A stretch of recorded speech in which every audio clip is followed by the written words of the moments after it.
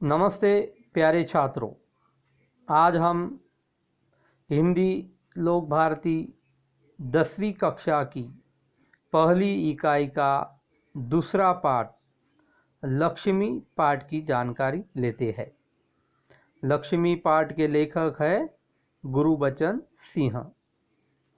गुरुबचन सिंह जी का परिचय सुप्रसिद्ध कहानीकार गुरुबचन सिंह जी ने साहित्य के अनेक क्षेत्रों में मुक्त लेखन किया है।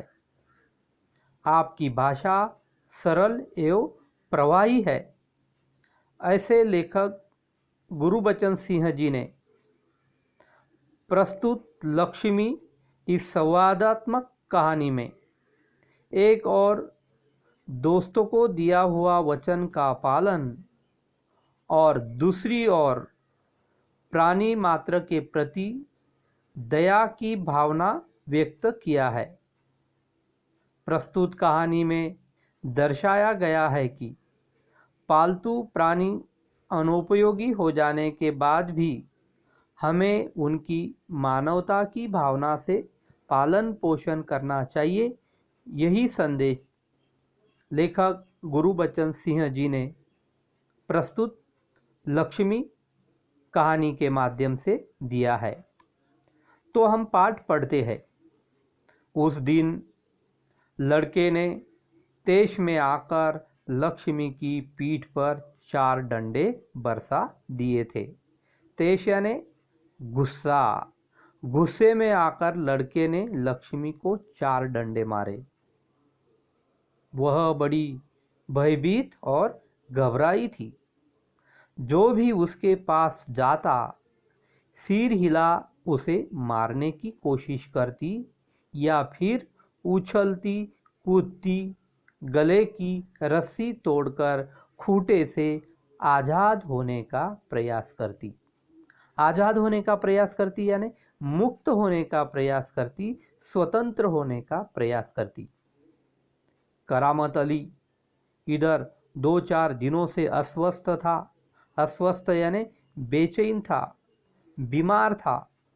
लेकिन जब उसने यह सुना कि रहमान ने गाय की पीठ पर डंडे बरसाए हैं तो उससे रहा नहीं गया।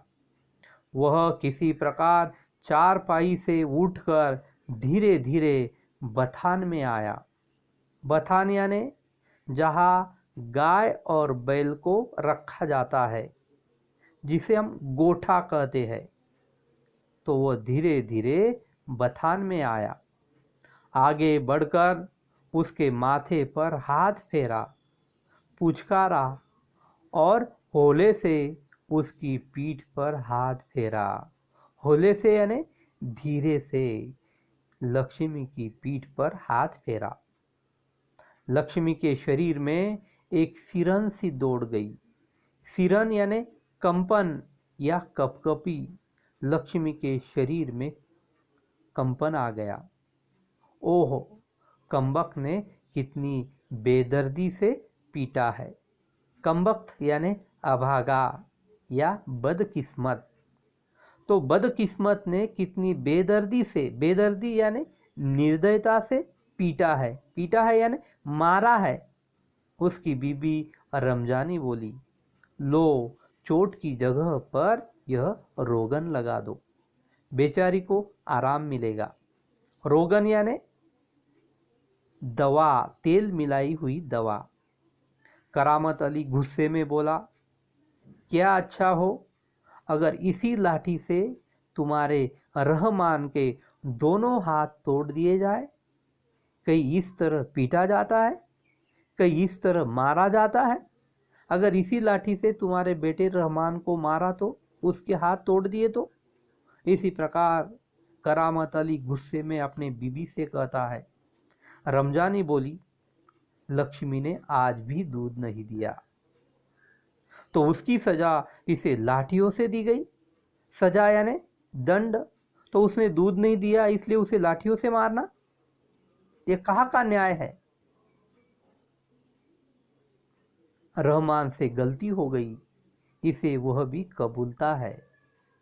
कबूलता है यानी स्वीकार करता है। तो रमजानी कहती है कि रहमान भी स्वीकार करता है कि उससे गलती हो गई है। रमजानी कुछ क्षण खड़ी रही, फिर वहां से हटती हुई बोली, देखो अपना ख्याल रखो, पाँव इधर उधर गया तो कमर सिकवाते रहोगे। सिकवाते रहोगे यानी अगर तुम्हारा पैर इधर उधर गया तो तुम्हारे कमर में दर्द आ सकता है, तुम्हें तकलीफ हो सकती है। ऐसी रमजानी अपने पति करामत अली से कहती है। करामत अली ने फिर प्यार से लक्ष्मी की पीठ सहलाई, सहलाई यानी पीठ पर हाथ फेरा, मुंह ही मुंह में बड़बड़ाया, माफ कर लक्ष्मी, रहमान बड़ा मूर्ख है, उम्र के साथ तू भी बुढ़ा गई है। डेयरी फार्म के डॉक्टर ने तो पिछली बार ही कह दिया था यह तेरा आखिरी बरस है। बरस यानी वर्ष साल। तो उम्र के साथ तू भी बुढ़ा गई यानी बूढ़ी हो गई है। डेयरी फार्म यानी जानवरों के डॉक्टर। पिछली बार जब करामत अली जानवरों के डॉक्टरों के पास लक्ष्मी को लेकर गया था तो डॉक्टर ने कहा था ये इसका आखिरी बरस है, इसके बाद न ये किसी बच्चे को जन्म देगी ना दूध देगी, ये इसका आखिरी बरस है। लक्ष्मी शांत खड़ी अपने जख्मों पर तेल लगवाती रही। वह करामत अली के मित्र ज्ञान सिंह की निशानी थी। करामत अली के दोस्त का नाम क्या था? ज्ञान सिंह। और ज्ञान सिंह ने करामत अली को यह लक्ष्मी गाय दी थी, वो अपने दोस्त का वो प्रतीक था, निशानी यानी प्रतीक थी। ज्ञान सिंह और करामत अली एक दूसरे के पड़ोसी तो थे ही, वे कारखाने में भी एक ही विभाग में काम करते थे। वे दोनों पड़ोसी तो थे ही, लेकिन दोनों एक ही विभाग में कारखाने में काम करते थे। प्राय एक साथ ड्यूटी पर जाते और घर लौटते। ज्ञान सिंह को मवेशी पालने का बहुत शौक था। मवेशी यानी पालतू जानवर या जो दुधारू पशु जिन्हें कहा जाता है उन्हें मवेशी कहा जाता है। प्राय उसके घर के दरवाजे पर भैंस या गाय बंधी रहती। 3 बरस पहले उसने एक जर्सी गाय खरीदी थी। उसका नाम उसने लक्ष्मी रखा था। अधेड़ उम्र की लक्ष्मी इतना दूध देती थी कि उससे घर की जरूरत पूरी हो जाने के बाद बाकी दूध गले के कुछ बच्चों में चला जाता या गली के कुछ घरों में चला जाता। दूध बेचना ज्ञान सिंह का धंधा नहीं था, यानी ज्ञान सिंह दूध बेचने का व्यवसाय नहीं करता था।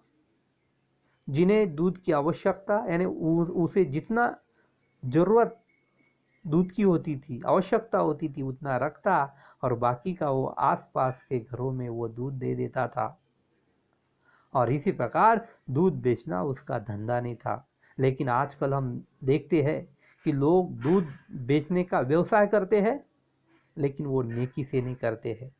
दूध कम होता है, पानी ज़्यादा होता है। तो ऐसे लोगों को करामत अली से या ज्ञान सिंह से उन्हें सीखना चाहिए। हम जिस समाज में जन्म लेते हैं उस समाज का हमें कुछ देना लगता है। और इसीलिए ज्ञान सिंह दूध बेचना अपना धंधा नहीं वह समझता था।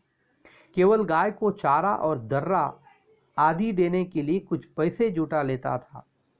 चारा और दर्रा, दर्रा यानी चारा में या चारे में मिलाए हुए अनाज के टुकड़े।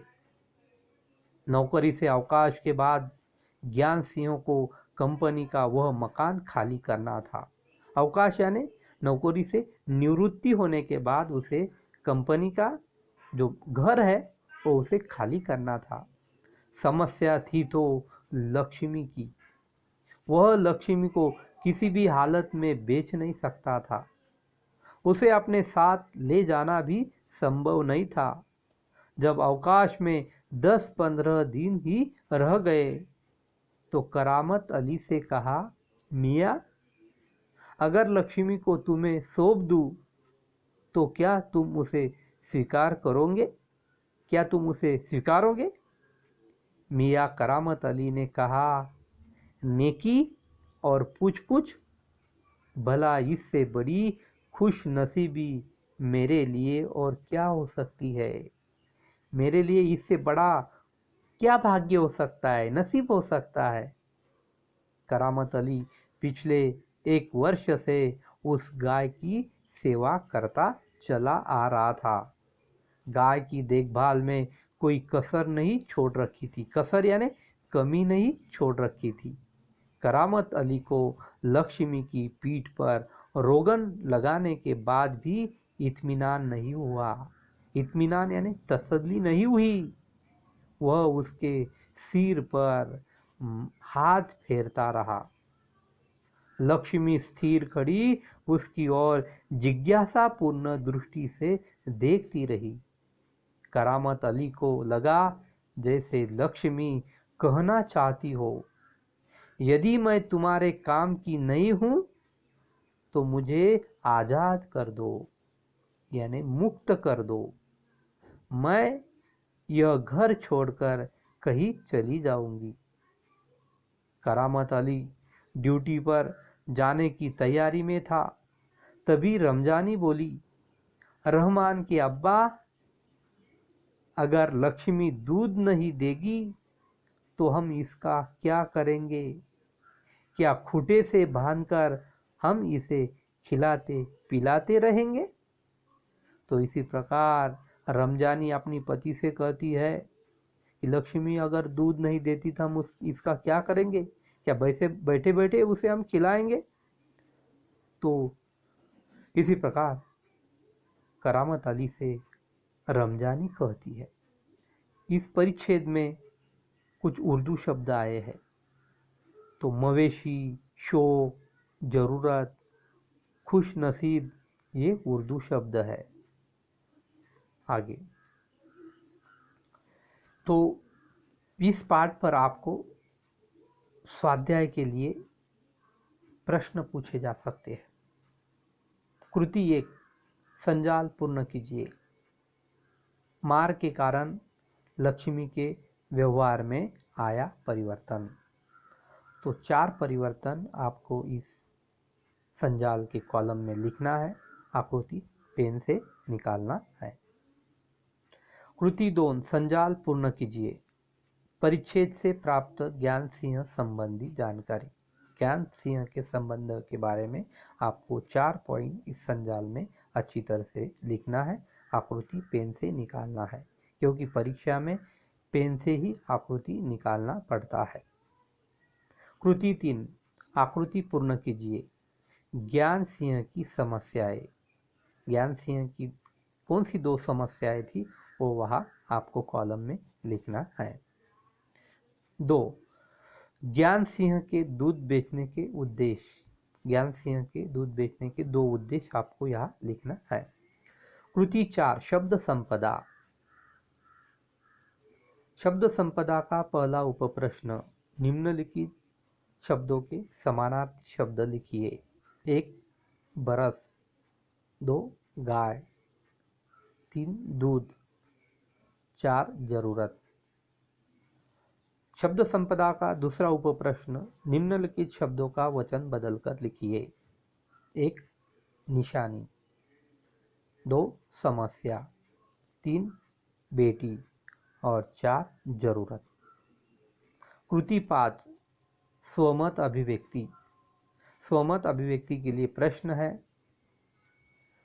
पशुपालन के विषय में या पशुपालन के विषय पर 6 से 8 पंक्तियों में अपने विचार लिखिए। तो यहाँ तक आपको प्रश्न पूछे जा सकते हैं। आज के लिए इतना ही। धन्यवाद।